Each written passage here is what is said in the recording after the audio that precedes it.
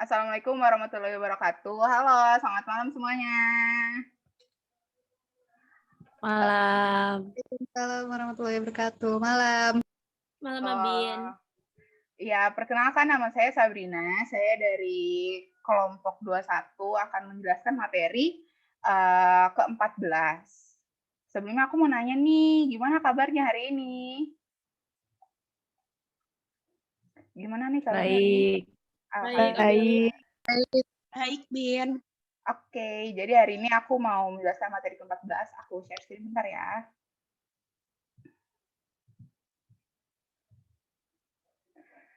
Jadi, materi yang akan saya jelaskan kali ini adalah 7 prinsip perencanaan keuangan keluarga. Ini adalah flyer yang telah saya dan kelompok saya buat.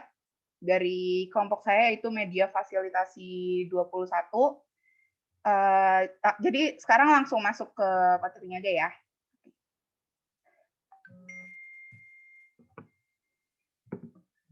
Dari 7 prinsip perencanaan keuangan keluarga. Yang pertama itu belanja harus lebih kecil dari pendapatan, yang kedua adalah hindari hutang, yang ketiga hiduplah secara sederhana, keempat atur budget secara sederhana, kelima pos pengeluaran pertama adalah tabungan, 6 bayarlah tagihan sesegera mungkin, dan 7 sepakat antara suami dan istri. Untuk lebih lengkapnya lagi, ada brosur yang telah saya buat.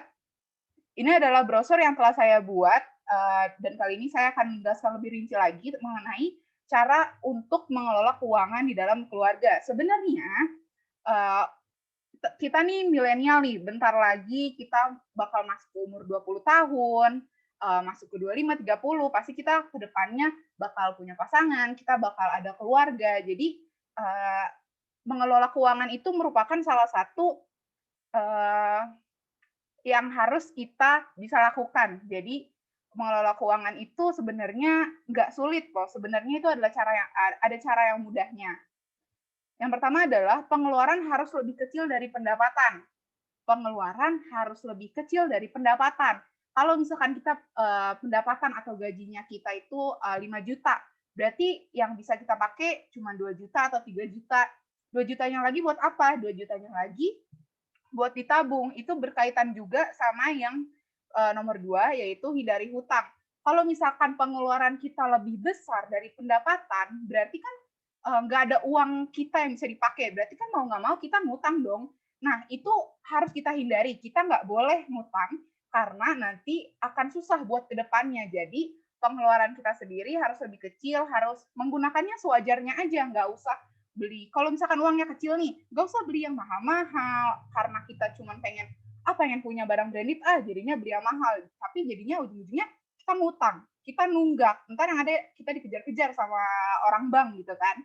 Terus yang ketiga adalah hidup sederhana. Itu sama juga.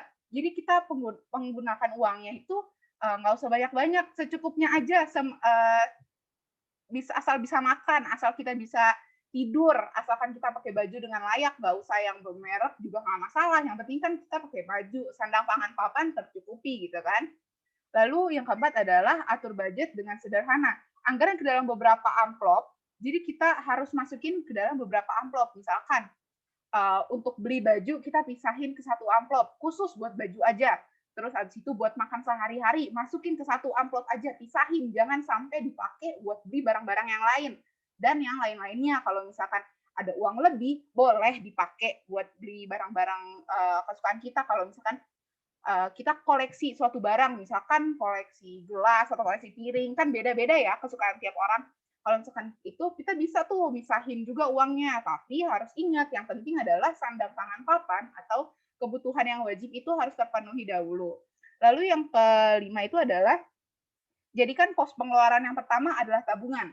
Saat kita dapat pendapatan nih, kita dapat gaji atau kalau dalam keluarga misalkan kita sebagai perempuan kita dapat uang belanja dari suami, itu sama juga kayak di awal, kita nggak boleh pakai banyak-banyak, harus pakai secukupnya, jadinya sisanya masuk ke tabungan. Jadi yang paling penting adalah tabungan, karena tabungan ini adalah pegangan kita untuk kedepannya. Kita nggak tahu kan, kita bakal punya uang nggak untuk kedepannya, kan bisa aja ada PHK atau mungkin ya krisis keuangan dalam keluarga kita. Jadinya tabungan itu adalah salah satu pegangan penting. Lalu yang keenam adalah bayarlah tagihan sesegera mungkin setelah tagihan diterima. Biasanya kalau kita punya credit card, tiap bulan itu kita dapat surat buat bayar tagihannya. Kalau kita udah dapat, jangan kelamaan nunggak, langsung bayar sesegera mungkin, biar pertama hati kita plong, yang kedua juga kita nggak bakal dikejar-kejar sama orang banknya gitu. Terus yang ketujuh atau yang terakhir adalah sepakat antara suami dan istri. Biasanya di poin nomor 7 ini adalah sesuatu yang paling susah. Suami biasanya pengen beli inilah, pengen beli itulah, begitu juga sama istri pengen beli inilah, beli itulah, beli makeup maunya mahal-mahal lah, suami pengen beli kaos bola yang harga jutaan lah, kita nggak tahu kan biasanya ada suatu barang yang dikepengenin antara suami dan istri ini. Cuman karena udah jadi satu keluarga, udah keuangan itu udah jadi milik bersama, jadi suami dan istri itu harus sepakat uangnya dipakai buat apa, buat anak, buat kebutuhan rumah tangga, beli bahan-bahan makan, buat beli peralatan di rumah gitu kan. Nah, itu jadinya kalau misalkan udah jadi suami dan seorang istri, kalian harus buat kesepakatan dulu di awal siapa yang megang uangnya Kak, atau kan biasanya suami itu ngasih semuanya ke istri, atau mungkin 70%-nya ke istri, 30%-nya mungkin suaminya mau langsung tabung ke bank gitu. Nah, jadi dapat disimpulkan sebenarnya kalau misalkan mengatur keuangan dalam keluarga ini gampang, asalkan kita tuh bisa mengelolanya dengan baik. Dan seperti poin nomor 7 ya harus ada kesepakatan gitu dalam suami dan istri. Jadi mengatur keuangan keluarga sebenarnya tidak sulit. Anda bisa melakukannya dengan cepat dan mudah dan mulailah dari sekarang. Terima kasih teman-teman semua. Apakah ada yang ingin bertanya? Kalau misalkan mau tanya, mungkin nanti bisa langsung chat ke aku aja, chat ke saya.